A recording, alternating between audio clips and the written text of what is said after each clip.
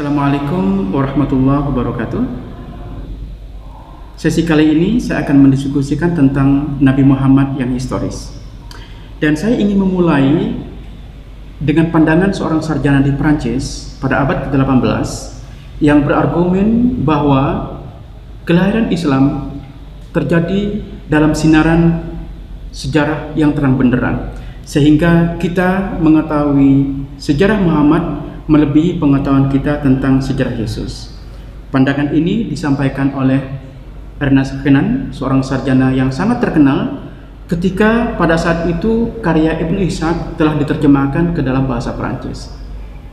Tapi dalam kajian modern, ketika sumber-sumber Muslim yang lain juga dapat kita akses, maka pandangan bahwa kita mengetahui sejarah Nabi Muhammad melebihi pengetahuan kita tentang Yesus mulai dipersoalkan.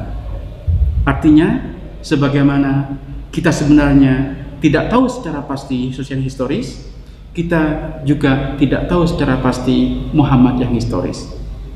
Dalam keyakinan umum, kaum ulama tradisional biasanya berpendapat bahwa Nabi Muhammad itu lahir pada tahun gajah, dan kemudian setelah 40 tahun beliau mengklaim telah menerima wahyu, dan setelah 13 tahun menyampaikan dakwahnya di Mekah, beliau memutuskan bersama para sahabatnya untuk hijrah ke Madinah.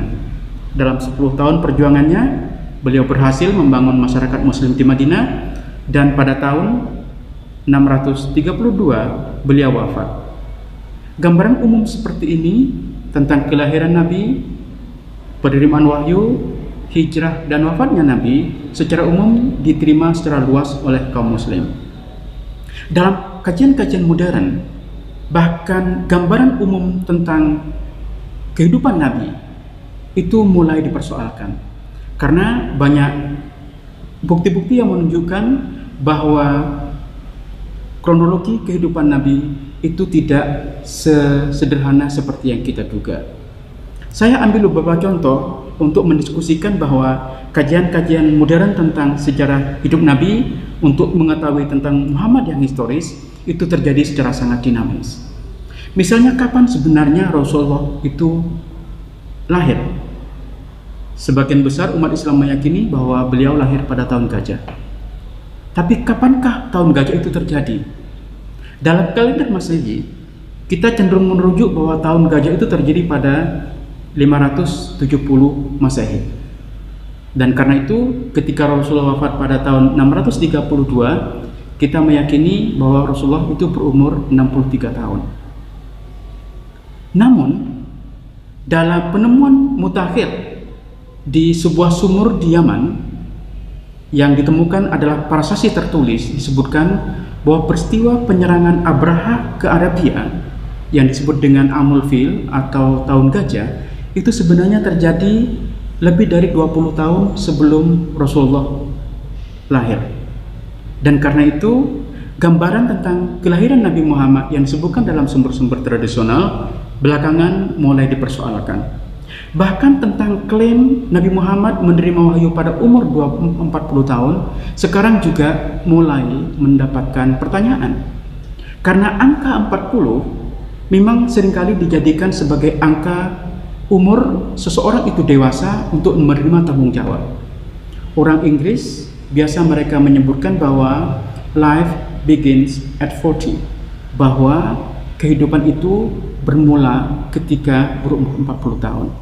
Dalam banyak peradaban di dunia, angka 40 tahun memang dijadikan sebagai standar bagi kedewasaan seseorang yang bisa menerima tanggung jawab.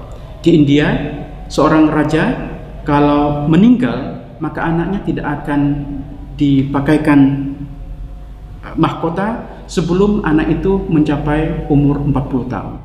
Demikian juga tentang kapan Nabi berhijrah dari Mekah ke Madinah.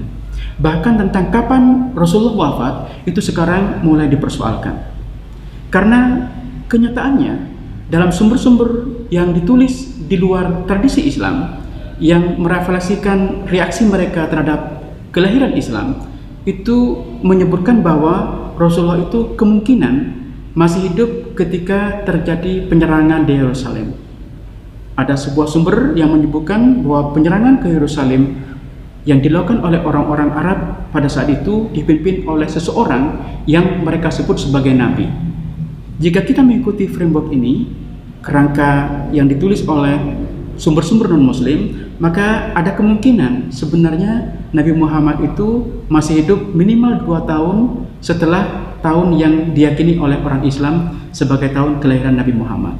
Karena penyerangan terhadap Yerusalem itu terjadi pada tahun 634. Minimal hingga tahun itu, menurut sumber-sumber yang kita sering sebut sebagai external sources atau sumber-sumber di luar Islam, kemungkinan besar Nabi Muhammad masih hidup. Tentu saja kita tidak bisa terima apa adanya sumber-sumber non-muslim, tetapi juga kita tidak bisa terima adanya sumber-sumber yang ditulis oleh sarjana-sarjana muslim. Sebagaimana kita kritis terhadap sumber-sumber non-muslim, kita pun sebenarnya perlu menyikapi sumber-sumber muslim secara kritis untuk lebih memahami Nabi Muhammad yang historis. Demikian, wassalamualaikum warahmatullahi wabarakatuh.